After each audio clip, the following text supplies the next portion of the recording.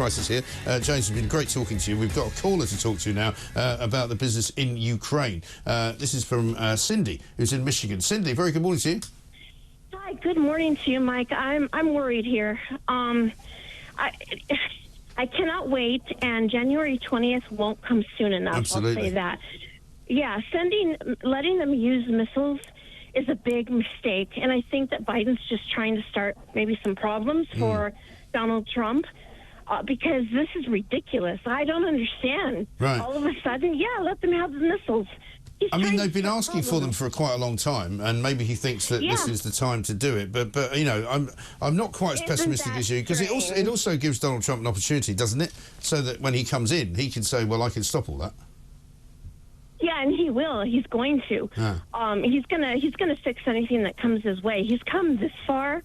Yeah, he'll fix this. Yeah, but I agree with you. It's kind of a stupid thing. I mean, this is Joe Biden, who's done nothing really for the last 3 months, apart from walk around and lie on deck chairs on the beach. And suddenly now he's decided he wants to get involved with Ukraine. I mean, bit bizarre timing, isn't it? Spot on, yeah. Oh, how funny! All of a sudden, he's making moves like this. Yeah. When he hasn't done anything, it's a little bit interesting. Yes, it really is. I mean? Well, listen, thanks for letting us know. We'll keep our close eyes on it, Cindy. Thank you very much. We'll be talking about it a little bit more. Just before we talk about another couple of stories, since we're talking about free tier, wish you were here, no good gear, Starmer, let's have a look at what he said about putting council tax up, because this is another lie. Oh, God. Labour would freeze council tax next year. Yes, you heard it right. Not a penny more on your council tax. Not a penny more than the bill you paid last year.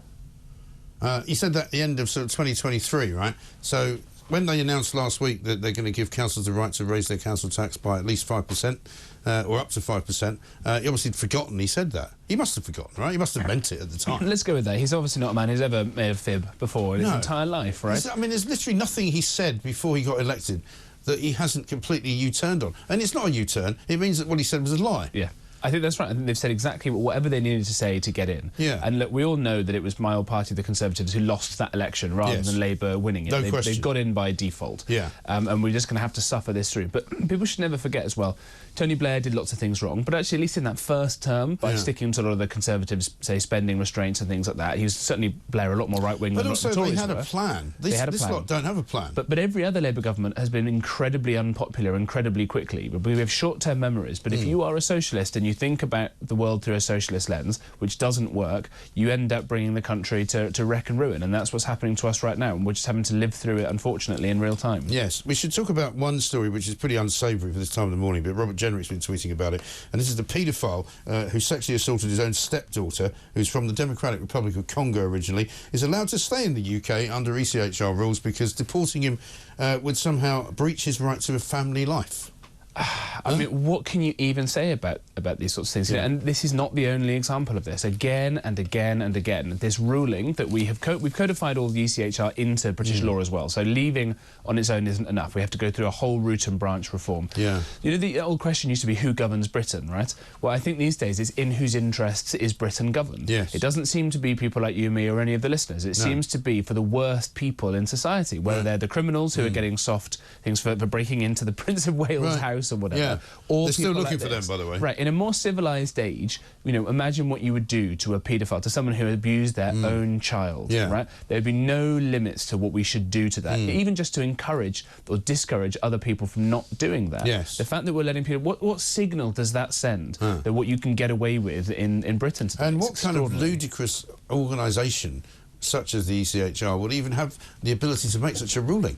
You know, because surely, apart from anything else, the right to family life is also held by members of his family who he's been abusing. Right. Do they have any rights? Right. It's so absolutely he gets to live with them, he gets to visit them or something, if he's told he can't live with them anymore, but he gets to still spend time with his own stepdaughter who he's been abusing?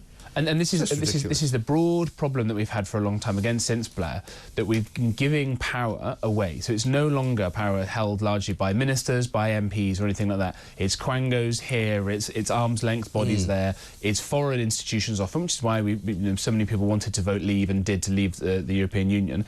Right? We need to have power back in the hands of ministers who've got their finger, hopefully largely, on the pulse of what the nation actually thinks, and have the ability, the levers to pull inside government, as it were, in order to get things done, because nobody at home, if they were a minister, right, if we just picked people randomly off the street and said, right, you're going to be running the Justice Department. OK, Minister, your first job here. Yeah. This is a person who has sexually abused their own child. Should we deport them, yes or no? I know. Who's going to say no? Get this scumbag out of here. Absolutely ridiculous. Now, we should finish up, I guess, a bit of a sporting weekend. There was the huge fight between Mike Tyson and Jake Paul, which ended up being a bit of a damp squib, apparently. I didn't actually watch it because it was on at 4 a.m. in the morning or something ludicrous on Friday going to Saturday. Yeah, and unfortunately, Netflix messed up a little bit, I think. And apparently, they couldn't quite handle all the demand, and nobody's quite sure if it worked for them in terms of how many extra subscribers they got. And apparently, I think Mike Tyson only landed about 17 punches in the whole affair, so it was generally thought to be a bit of a washout. I went to the rugby on Saturday. What now for England is Steve Borthwick, it says on the front page of the Times, because Steve Borthwick's the manager. And, you know, England started well, but again, they just don't have the killer instinct. They can't win. Quite.